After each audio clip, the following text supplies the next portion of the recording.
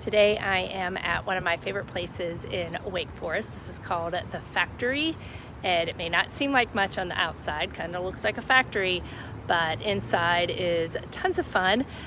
This is where the kids play hockey. I got my blanket, so there's a full two ice hockey rinks inside, laser tag, Brookfield's indoor golf. I've got some restaurants behind me here.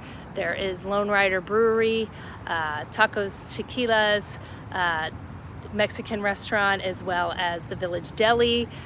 There is pure hockey for shopping inside, Two Roosters Ice Cream, the tumble gym, big turf soccer field. All right, I'm gonna stop talking about it. Let's go take a look.